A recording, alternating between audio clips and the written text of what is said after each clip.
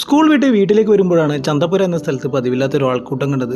Bike വെച്ചിട്ട് അങ്ങോട്ടേക്ക് നടന്നു. പക്ഷേ ഞാനെത്തിയപ്പോൾ കുറച്ച് ലേറ്റായി പോയി. കടന്നപ്പള്ളി ഗവൺമെൻറ് ഹൈസ്കൂളിലെ കുട്ടികൾ നടത്തിയ ലഹരിക്കെതിരെയുള്ള ഫ്ലാഷ് മോബ് പരിപാടി കഴിയാൻ പോയിരുന്നു. കുട്ടികൾ നന്നായി അഭിനയിച്ചു. പക്ഷേ എനിക്ക് അതിനേക്കാൾ ആകർഷിച്ചത് പരിയാരം പോലീസ് സ്റ്റേഷൻ ഓഫീസർ നടത്തിയ ലഹരിക്കെതിരെ നടത്തിയ പ്രതിജ്ഞയായിരുന്നു.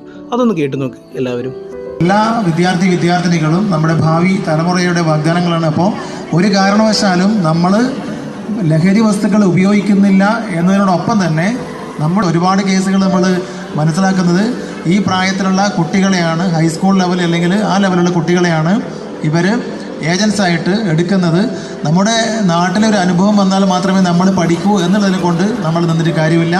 ഒരുപാട് കേസുകളിൽ ചെറിയ ചെറിയ കുട്ടികളെ ഇതിൻ്റെ കാരിയേഴ്സായിട്ട് ഉപയോഗിച്ചിട്ടുള്ള സംഭവങ്ങളുണ്ട്. ഏത് തരത്തിൽപ്പെട്ട ലഹരി വസ്തുക്കളാണെങ്കിലും നമ്മുടെ നാട്ടിലും അതിൻ്റെ കസ്റ്റമേഴ്സ് ഉണ്ട്, അതിൻ്റെ വിൽപ്പനക്കാരുണ്ട്.